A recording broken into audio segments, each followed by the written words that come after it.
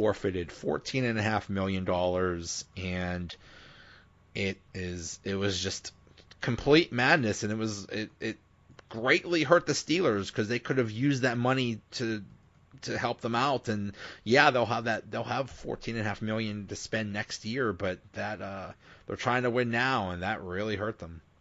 Well, what was crazy about that situation is that the Le'Veon's agent didn't figure out till about week 9 that he didn't have to report at all. Yeah. He thought he did. So the Right. reports everywhere were Right. like, Le'Veon will sign week 10. He's going to be week 10 on, and that's the plan. And then all of a sudden his agent finds out, wait, you don't have to. They if they double tag you, again, this is where I remember reading it and knew it at the time, and now it's kind of slipping my mind, like the specifics, but like essentially Le'Veon can be a free agent this year.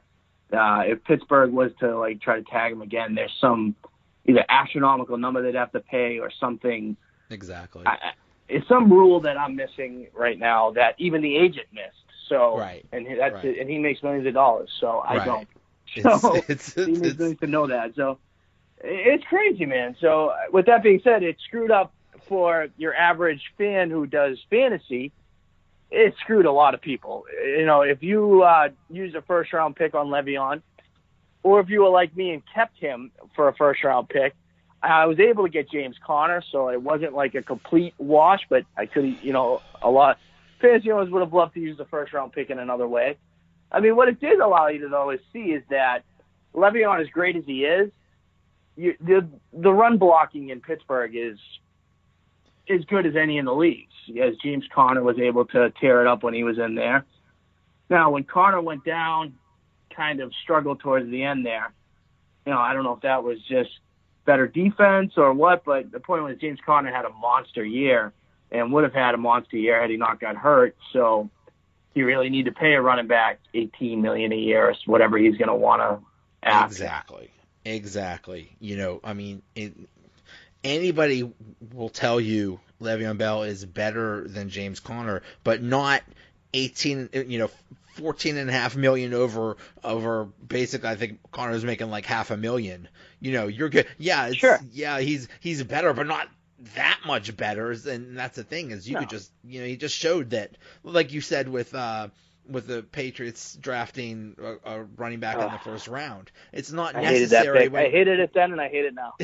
When you could get a guy in the second or third or fourth round. So sure. Yeah, it basically shows that running backs are expendable, and for Le'Veon Bell to want, $15 million or however much he wants a year, it's like, why? It's not that position where you could you need to pay that much. No, I mean, Gurley is the outlier as far as actually getting paid at that position. And that was mainly because they have a quarterback who's on a rookie deal, so they're able to pay the guys. Yes. And Gurley's younger. I mean, Gurley's younger than Bell, too, so he has less miles. Right. So, and the other thing about Bell is he had the drug suspensions. So. Well, yeah, I remember that. Seems like that's kind of a thing of the past, though. I mean, I'll give him some credit. He hasn't... he hasn't been like, what's the receiver that you guys gave to Oakland? Bennett, Bryant. Martavis Bryant. He hasn't been Martavis Bryant or Josh Gordon. Right. So if he was young and smoking blunts, it just drives me nuts that they even test for that. They should do like the NBA, test like once a year and let the guys know like 3 months in advance, because the NBA they don't want to suspend star players for weed. The NFL should have the same policy. I mean, my God, you have players popping bikes and perks left and right to deal with pain, but if they, take some CBD, like, God forbid. Right. And especially when it's legal in a lot of the states where there are NFL teams. So kind of crazy. Yeah, you're right. Speaking of running backs, and I only want to mention this because, it could greatly affect the playoffs and the Chiefs. Kareem Hunt, he was having a great year then, and this is actually an incident that happened, I believe, like in January or February or something like that. But he was kicking a woman in a Cleveland hotel. Yeah, it happened in February, and the Chiefs immediately waived him, and They claim that he lied about the details of the altercation, but I mean, he in his defense, he did admit he lied. I mean, the Chiefs' defense. So he did after he got released, he did the interview with ESPN. So Kareem Hunt, I definitely think he should be suspended. I don't know if Joe Mixon is in the league, if Tyreek Hill is in the league. Right. Kareem Hunt didn't do anything as bad as them two. Sorry. Like, I know everyone wants to, if there's a video, which is bizarre because there's a video with Mixon. Like, there is a video. Like, and it's much worse than Kareem Hunt. Like, he full on one punches a girl into next week. So I just think it's such a phony reaction by the league, and Kareem Hunt is going to more than likely be blackballed. I really think that, and I don't know if he necessarily deserves that. He's not a good guy, obviously, but I mean, in this, if you're going to have the same rules for everybody, how are you going to even? It's crazy like because have it's all guys like go ahead. It's all because of the video. It's all because the video came out, and it's just the stupidest thing. It's like, because it looks bad, so we have to do something. Who was that guy that got cut and then Reuben Foster, I think, with the 49ers. No, the 49ers, yeah. And then the Redskins immediately, found him. If there was a video, put him on the waivers. Yep. If there was a video of Reuben Foster doing something, then he'd be blackballed too. So what probably needs to happen, because he's young and one of the best running backs in the league.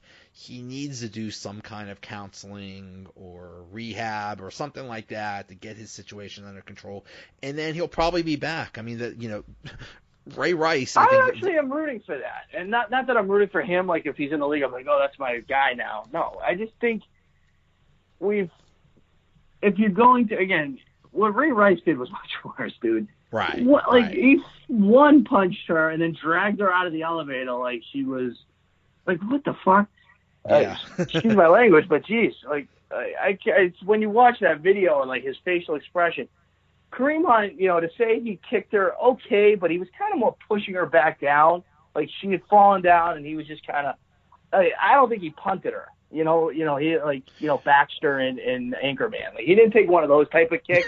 Not defending him, but he didn't. Like, did he? I mean, it just didn't seem like he was like. If he wanted to kick her and knock her out or break ribs, I think he obviously could have. He's a professional athlete. It was just if he didn't go back and kick her back down, he would be in the league right now. But I think there were other incidents of him, getting into fights with people or something. I heard like he got that, in a fight with a guy at a bar before too. Yeah, so I mean that's something that hopefully there's this idea of redemption and rehabilitation and giving people second chances. So he has to show some kind of remorse and promise to never do anything like that again. It's probably a drinking issue. If I had to guess, I think both incidents involved alcohol. Totally probably speculating that. Probably is. I would willing to bet I'm right on that. So I mean, can you lay off getting drunk to the point where you're having anger management issues? And well, I don't know, it's like with Josh Gordon and Martavis Bryant. You basically tell them, the rules are stupid, but the rules are there. And basically, Josh Gordon was told, hey, you got to stop doing this and you can stay in the league. If you can't, then you're out of the league. And he couldn't do it. So, those are the rules. So it's frustrating because he's so talented, but well, they're saying with Josh Gordon that it wasn't just weed. So I don't know what they were referencing. Was it because if it's like pain pills? Well, yeah, that's everyone in the NFL. But obviously, there's a difference between dealing with an injury and abusing them. So I don't know what else they could be referencing. If it was like Xanax, or I don't know. I'm totally. Cause I think I'd read somewhere before some issue with him taking Xanax like his whole life growing up. Mm-hmm.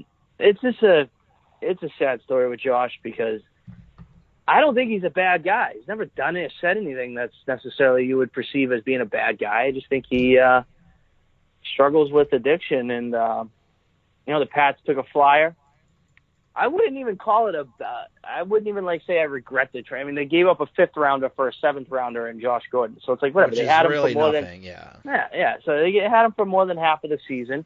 You got what you got out of him, and now it's just time to move forward and hope the best for him. Yep. All right, man. Thank you so much. I could talk about this stuff, all day with you. Sure. I love talking about football. I'd love to have you on again, later on in the playoffs. We could, break down, how things are going and who's going to win and stuff like that. So I'd love to have you on again. Sure. Derek, at Sporting's Dad from the Pulse Sports Podcast Network. Yeah, it's kind of weird, but Sporting Dad. Yep, as the name would imply. I'm going to get that right one of these times. Yeah, Joe. So, but I'm on Twitter, and, obviously we have the Pulse Podcast Network, which has not only this show, but dozens of other shows that are excellent, so whatever your niche is. All right. Hey, thanks. Hey, thank you so much. Yeah, likewise, man. You have a great new year. Thanks, you too. Okay, if you've ever heard any episode of this podcast, you've heard the opening and closing song is performed by a band called the Gumband. With me to talk about that is Fred Olaharski from the Gumband. Fred, how you doing? I'm doing real well, Joe. Thanks for having me on. No problem. So, first of all, what is the Gumband? Of course, I know this because I see you guys all the time. But what do you guys? What kind of music do you guys play? Gumband, and we just call it Gumband. We go with the Gumband for the website because at the time somebody actually had the name we wanted. So, but it's just Gumband. And Gumband really got started with Bob Snyder, the guitar player, looking for a way to put together a 3-piece group that would be lean and mean, but would be based around vocal songs, things that he could sing well, and then have us do backup and maybe call him from time to time. So Gumband actually got started based around that idea. Now, most of what we do is kind of classic rock, the kinds of things that Bob was really good at that reach back to the late 70s, early 80s, that kind of thing. And as we've moved forward in time, obviously you want to bring some things into it that aren't kind of just that old stuff. So we always looked for some things that we could complement those songs with that would add in some flavor, some Green Day stuff. I think there's a few other familiar people out there, or people that would be familiar with some of the other bands that we do, My Own Worst Enemy, those kinds of things. And then at some point we started saying, hey, it doesn't hurt to have a slightly poppier feel. So we would take things like a Badfinger song, which is not really rock so much as it is a pop rock song, and then kind of give it a little bit of an edge no matter what by them, and add those kinds of things to the repertoire to make us more appealable. So we're able to play, as a result, pretty much anything that has a lot of vocal stuff to it and bring along a dance feel so that we keep people interested and maybe jumping up and down in their seats if they won't get up and just dance on the dance floor. So that's kind of it in a nutshell. Yeah, you guys are so good with your covers. It sounds, well, obviously you can't perfectly replicate the vocals of the artist, but as far as the music, it's just like listening to a live performance of those bands. It's so good. Thank you. So how long have you guys been together? Well, Bob and I started this about 9.5 years ago. He ran an ad in Craigslist that kind of caught my attention. And actually, when we talk about Bob, we need to explain that this has been his livelihood. He's someone who has been the backbone of the industry, worked as not only a full-time musician his entire life, but does teaching as well as tour managing and those kinds of things that are all peripheral to being a full-time musician. And this is how Bob has earned his living as an adult. For his time after college, he decided to pursue this when he graduated from Penn State, and he stuck to it.